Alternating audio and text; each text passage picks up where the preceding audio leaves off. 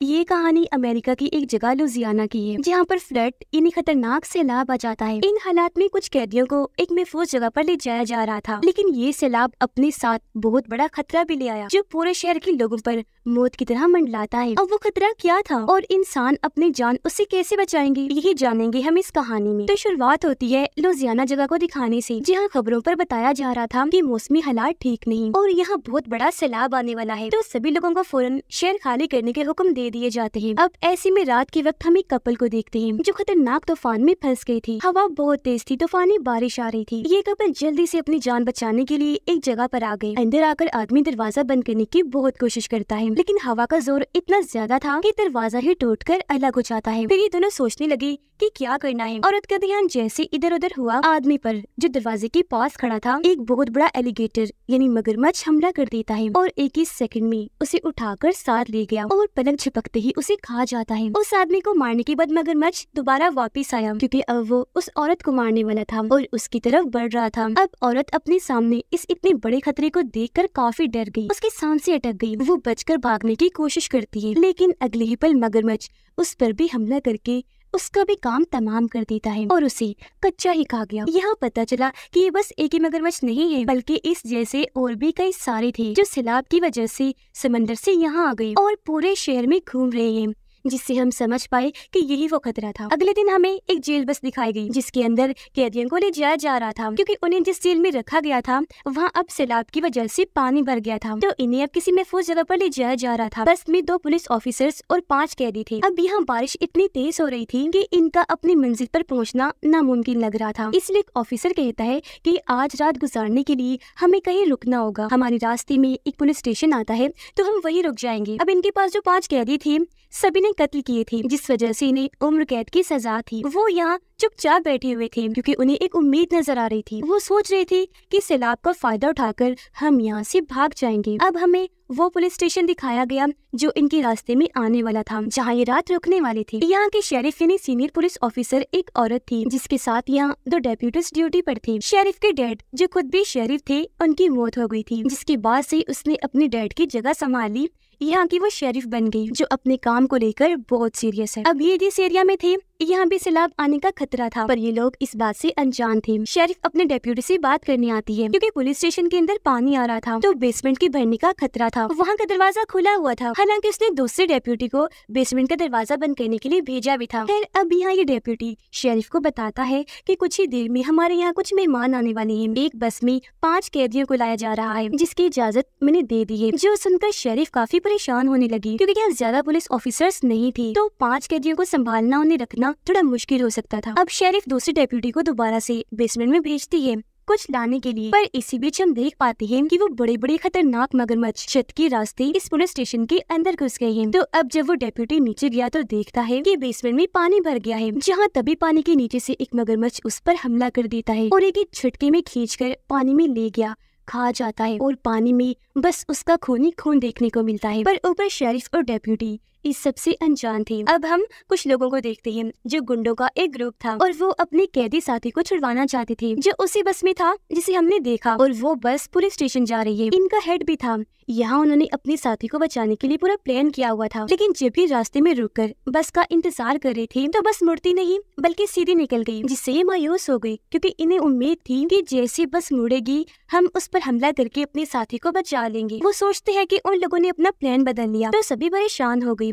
लेकिन उनका हेड कहता है कि अगर उन्होंने अपना प्लान बदल लिया तो हम भी नया प्लान बना लेते हैं, हम उनके पीछे जाएंगे आखिर तक। शाम तक बस पुलिस स्टेशन पहुंच गई। गन लेकर शेरिफ और उसका डेप्यूटी बाहर आए और सभी कैदियों को अंदर ले जाते हैं, जहाँ सभी के रिकॉर्ड्स चेक किए गए। अब शेरिफ क्योंकि एक औरत थी तो 4 कैदी उससे बदतमीजी करने लगे, लेकिन वो भी शेरिफ थी, कोई छोटी बच्ची नहीं, तो उसे अच्छे से पता था कि ऐसे लोगों को कैसे हैंडल करना है। वो बारी बारी सबसे बात करके उनका मुंह तोड़ जवाब देती है। अब इन 5 कैदियों में 4 तो बहुत बदतमीज थे, लेकिन जो एक था वो चुपचाप शांत था। उसका नाम कोड होता है। वो यहाँ कोई बात नहीं करता, आराम से खड़ा रहता है, जो चीज शरीफ ने नोटिस कर ली थी। यह शरीफ इनसे कहती है कि मैं तुम सबको साफ साफ बता देती हूँ कि सैलाब की वजह से हालात बहुत खराब है, तो आराम से रहना और दुआ करना कि आज रात खैरियत से गुजर जाए। लेकिन हाँ, अगर तुमने कोई होशियारी करने की कोशिश की तो मैं ये भी साफ साफ कह देती हूँ कि तुम्हें जान से मार डालूंगी। जिसके बाद उन सभी को अपने अपने सेल में बंद कर दिया जाता है। अब बाहर गुंडों का ग्रुप इस बस का पीछे करते करते यहाँ पहुँच गया था। वो सोचते हैं कि अंदर ज्यादा सिक्योरिटी नहीं होगी तो हम अंदर जाएंगे और गन पॉइंट पर अपने साथी को छुड़वा कर ले आएंगे। अब जब शेरिफ और डेप्यूटी अपने ऑफिस वापस आए तो बाहर से वो ग्रुप स्टेशन पर गोलियां चलाना शुरू कर देता है। ये दोनों जल्दी से अलर्ट हो गए, फौरन महफूज जगह पर जाकर जवाब में गोलियां चलाने लगते हैं। लेकिन इसी बीच गुंडे और उनका हेड अंदर घुस आए। उन्होंने सामने गन्स की हुई थी। यह हेड पूछता है कि यहाँ कितने लोग हैं। अब शेरिफ और डेप्यूटी जहाँ एक जगह छुपे हुए थे वहाँ से शेरिफ जवाब देती है कि बस हम ही लोग हैं, एक मैं और एक मेरा डेप्यूटी साथी। वो यहाँ सच बोलती है, कोई चालाकी नहीं करती, क्योंकि वो ये हरगिज नहीं चाहती थी कि किसी की जान जाए। गुंडों का हेड कहता है कि हम यहाँ बस अपने साथी को लेने आए हैं, हम वादा करते हैं कि किसी को नहीं मारेंगे अगर तुम हमें हमारा काम करने दोगे तो। जिस पर शेरिफ मान जाती है क्योंकि वो सुकून चाहती थी। लेकिन वो दो पुलिस ऑफिसर्स जो इन कैदियों को यहाँ लाए थे, जो अब उनकी सेल्स के बाहर निगरानी कर रहे थे, उन्हें भी गोलियां चलने की आवाज आई थी। इसीलिए उनमें से एक गन लेकर ऊपर आया चेक करने। देखता है कि एक जगह शेरिफ छुपी हुई है क्योंकि पुलिस स्टेशन पर हमला हो चुका है। शेरिफ उसे इशारा करती है कि कोई हरकत ना करे, यानी गोली वगैरह ना चलाए। लेकिन वो गन लेकर उन लोगों के सामने आ गया। उसे देखते ही सभी उस पर अंधाधुंध गोलियां चलाने लगे, जिस वजह से वो काफी दूर जाके गिरा और उसकी वहीं पर मौत हो गई। ये देखकर शरीफ ने भी जल्दी से अपनी गन ली और उनकी तरफ शूट करती है। उनकी भी एक आदमी को गोली लगी और वो वहीं जख्मी होकर गिर जाता है। लेकिन थोड़ी ही देर में शरीफ और डेप्यूटी सरेंडर कर देती है, यानी अपने हथियार डालकर खुद को उनके हवाले कर दिया था। गुंडों का हेड पूछता है कि कैदी कहाँ है। तब शरीफ उन्हें वहाँ लेकर जाती है जहाँ सेल्स थे। यहाँ एक पुलिस ऑफिसर गन लेकर खड़ा था जो उनकी तरफ तान देता है। तब शरीफ उसे कहती है गन नीचे करो। गुंडों का हेड भी उसे धमकाता है कि कर लो नीचे गन, क्योंकि अगर तुमने गोली चलाई तो अच्छा नहीं होगा। तब यहाँ वो शरीफ की बात मानकर गन नीचे रख देता है और अपने हाथ ऊपर करके खड़ा हो जाता है। यहाँ गुंडों का हेड बस एक आदमी को छुड़वाने आया था जो उसका साथी था, और वो और कोई नहीं बल्कि कोड था, इन्हीं चुपचाप शांत वाला कैदी। उसका सेल खोला जा रहा था। तब बाकी कैदी गुंडों के हेड को कहती है कि हमें भी यहाँ से बाहर निकालो, अपना साथी बना लो, हम तुम्हारी मदद करेंगे। जिस पर हेड साफ साफ कह देता है कि नहीं, मैं बस इसे छुड़वाने आया हूँ क्योंकि ये मेरा साथी है। अब कोड का सेल खोलकर उसे बाहर निकाला गया जहाँ दोनों आपस में मिले। लेकिन बारिश काफी तेज थी तो फिलहाल वो यहाँ से नहीं निकल सकती थी, इसीलिए इंतजार करने का फैसला करती है। अब इनका वो साथी जो शरीफ की गोली से जख्मी हो गया था, वो नीचे वाले फ्लोर पर बैठा था जिसका बहुत तेजी से खून बह रहा था। उसके खून को सूंघकर मगरमच्छ यहाँ आया और सीधा आकर उस पर हमला कर देता है। एक ही वार में उसे पूरा निकल गया और ऐसे उसकी भी मौत हो जाती है। थोड़ी देर हो गई थी और अब गुंडों का हेड कोड को लेकर यहाँ से निकलने वाला था, पर जाते जाते वो शरीफ को कहता है कि यहाँ लगे सभी कैमरास को हमें खराब करना है और जो हमारी शुरू से अब तक रिकॉर्डिंग हुई है उसे डिलीट करना है ताकि हर चीज क्लियर हो, हमारे खिलाफ कोई सबूत न रहे। शरीफ उसे यकीन दिलाती है कि आपको फिक्र करने की जरूरत नहीं है, पानी भरने की वजह से कैमरास पहले ही खराब हो चुके हैं। लेकिन क्योंकि हेड को उस पर यकीन नहीं था, इसीलिए वो अपने एक साथी को शरीफ के साथ भेजता है कैमरास को बंद करने के लिए। हेड की साथी जब शरीफ को ले जा रही थी तो यहाँ दोनों की बातें हुई। वो शरीफ को कहती है कि मैं भी एक ऑफिसर बन सकती थी, लेकिन मेरी किस्मत में कुछ और ही लिखा था। नीचे जब भी आ रही थी तो देखती है कि बेसमेंट में भी पानी भर चुका है, जो देखकर हेड की साथी को यकीन आ गया था कि ऐसी तो कैमरास खराब हो गए होंगे और रिकॉर्डिंग्स भी नहीं हुई। इससे पहले वो यहाँ से जाती शरीफ को एक फ्लैशलाइट दिखी जो पानी में पड़ी थी। वो उसे उठाने पानी में गई तो पता चला कि ये तो दरअसल उनके डेप्यूटी साथी का कटा हुआ हाथ है जिसके हाथ में वो फ्लैश लाइट है। ये देखकर शरीफ काफी घबरा गई, फौरन हाथ को छोड़ देती है, परेशान रह गई कि ऐसा कैसे हो गया। हेड की साथी भी डर गई। वो अभी सोच रही थी कि तभी मगरमच्छ सीढ़ियों से नीचे उतरता हुआ वहाँ आ जाता है। उसे देखकर दोनों की होश उड़ गई। हेड की साथी गन उसकी तरफ करती है, लेकिन डर की वजह से ठीक टाइम पर शूट नहीं कर पाई। मगरमच्छ एकदम आकर उस पर हमला कर देता है, उसे काट कर खींच कर पानी में ले गया और ऐसे उसकी भी मौत हो गई। ये देखकर शरीफ काफी डर गई, अपनी जान बचाने के लिए वहाँ से जाने लगी, लेकिन वो उसके आस पास ही था। ऊपर से पानी का लेवल भी बढ़ता जा रहा था, इस वजह से मगरमच्छ शरीफ के और करीब आ गया। तब शरीफ उसे दरवाजे से धकेल कर बाहर करके दरवाजा बंद कर लेती है। अब जब गुंडों का हेड नीचे वाले फ्लोर पर आया अपने जख्मी साथी को देखने के लिए तो वो वहाँ पर नहीं था, क्योंकि हम जानते हैं मगरमच्छ ने उसे भी मार दिया। उसका कटा हुआ सर ही बस वहाँ पानी में तैर रहा था, बाकी जिस्म गायब था। चलते चलते उसे शरीफ मिली जो बहुत ज्यादा घबराई हुई थी, बुरी तरह हाँफ रही थी। हेड ने उसे पूछा कि मेरी वो साथी कहाँ है जो तुम्हारे साथ गई थी। इस पर शरीफ जवाब देती है कि वो बेचारी नहीं रही। हेड फिर पूछता है क्या उसे मगरमच्छ ने मार दिया। ये सुनकर शरीफ को हैरानी हुई। वो पूछती है कि हाँ, लेकिन तुम ये बात कैसे जानते हो। जिस पर हेड उसे नीचे की तरफ इशारा करके कहता है कि वो देखो नीचे ही है मगरमच्छ। उसे देखकर मुझे अंदाजा हो गया था, और अब ये भी ऊपर आ रहा है, जिसे देखकर दोनों जल्दी से अपनी जान बचाकर भाग गए। ये सेल्स वाले एरिया में आ गए थे, लेकिन तभी पीछे से मगरमच्छ गुंडों की हेड की टांग पकड़ लेता है। वो नीचे गिर गया।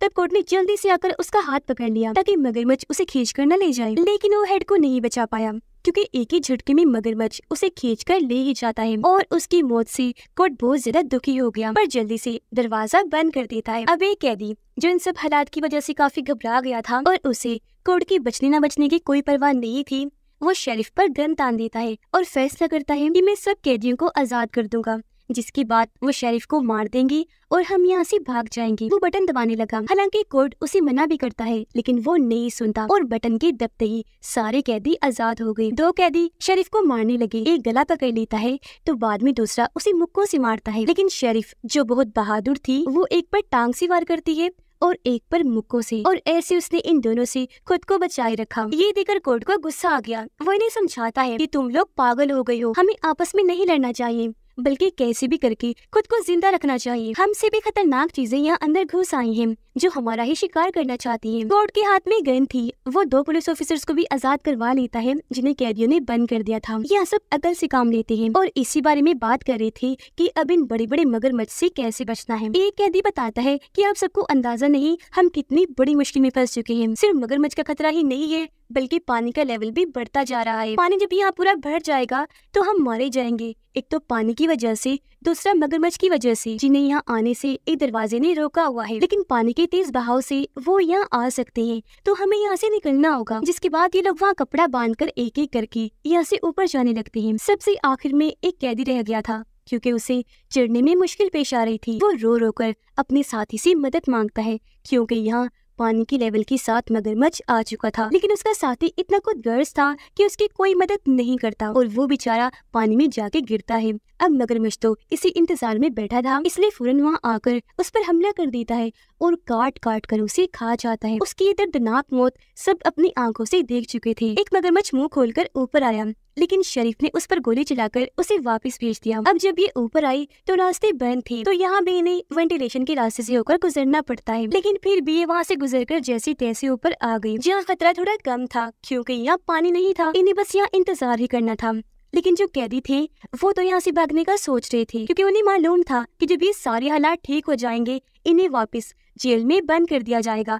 इसलिए 2 कैदी आपस में प्लान बनाते हैं। यह शरीफ कोर्ट से बात करती है, कहने लगी कि तुम मुझे बाकी कैदियों जैसी नहीं लगी, मैं नहीं मानती कि तुमने किसी का खून किया होगा। तब कोर्ट बताता है कि मैं असल में अफगानिस्तान में था, लेकिन अपने सीनियर से झगड़ा करने की वजह से नौकरी से निकाल दिया गया, जिसके बाद मैंने ड्राइवर की नौकरी करना शुरू कर दी, जिस पे मुझे कुछ लोगों ने ऑफर की कि हम बैंक लूटेंगे, इसमें तुम्हारी थोड़ी सी मदद चाहिए, तुम्हें ज्यादा कुछ नहीं करना, बस हमारे लिए गाड़ी चलानी है। मैं उनकी बात मान गया, लेकिन मैंने ये शर्त रखी कि तुम किसी की भी जान नहीं लोगे। वो लोग भी मान गए, उन्होंने मुझसे इस चीज का वादा किया। लेकिन जब हम चोरी करके निकल रही थी तो एक पुलिस ऑफिसर ने हमें रोक लिया। तब उन लोगों ने मुझे मजबूर किया, धमकी दी पुलिस पर गोली चलाने की। मैंने उस पर गाड़ी चढ़ा दी, जिसके बाद हम पकड़े गए। ये सुनकर शरीफ को यकीन हो गया कि कोर्ट सच में असली मुजरिम नहीं है, बल्कि जुर्म इससे जानबूझ के करवाया गया और इसे मजबूरी में करना पड़ा। 2 कैदियों को एक अलग कमरे में रखा हुआ था, जहाँ अभी भी पुलिस ऑफिसर्स उन पर नजर रख रहे थे, पर एक कैदी की नजर तो गन पर थी। वो सोच रहा था कि किसी तरह गन उठाऊं और इन दोनों ऑफिसर्स को शूट करके यहाँ से भाग जाऊं। अब तभी एक कैदी पर मगरमच्छ का हमला हुआ,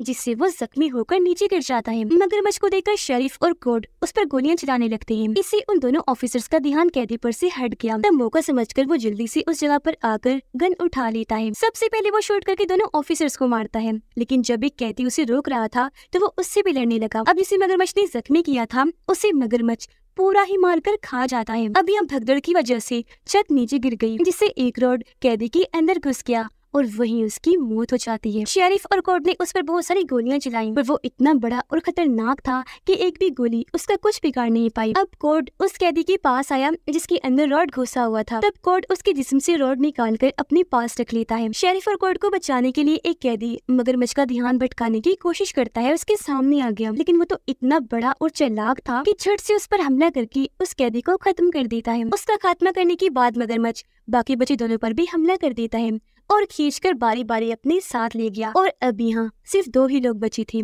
शेरिफ और कोर्ट। लेकिन हैरत, तभी यहाँ गुंडों का हेड आ गया। जी हाँ, वो मरा नहीं था, अभी तक जिंदा था, क्योंकि जब मगरमच्छ इसे अपने साथ लेकर गया था तो वो किसी तरह बचकर भाग गया था और अब यहाँ गन लेकर इनकी मदद करने आया था। उसे देखकर कोर्ट खुश हो जाता है कि थैंक गॉड मेरा साथी जिंदा है। लेकिन गुंडों का हेड उसे कहता है कि मैं सिर्फ तुम्हें ही लेकर जा सकता हूँ, ना कि इस शेरिफ को भी, क्योंकि मेरे पास बस 2 ही स्पीड बोट्स हैं, तो ये नहीं जा सकती। ये सुनकर कोर्ट भी जाने से मना कर देता है, क्योंकि वो शेरिफ को यहाँ मरने के लिए नहीं छोड़ सकता था। इस बात को लेकर दोनों की बहस हो गई, जिससे इनकी हाथापाई होने लगती है। यहाँ ये दोनों लड़ रहे थे तो दूसरी तरफ शेरिफ मगरमच्छ से वो एक जगह पर धमाका कर देती है। इससे मगरमच्छ तो मर ही गया, साथ ही इस बिल्डिंग को भी काफी नुकसान हुआ। धमाके की वजह से जो आग लगी थी उसकी लपेट में गुंडों का हेड भी आ जाता है, वो सारा जल गया, जिससे उसकी भी मौत हो गई। जिसके बाद शेरिफ और कोर्ट सही सलामत वहाँ से बाहर आकर स्पीड बोट लेकर इस जगह से निकल जाती हैं। जब ये दूसरी साइड पर पहुंचे तो आखिरी बार इनकी बात हुई। शेरिफ उसे कहती है कि जाओ, तुम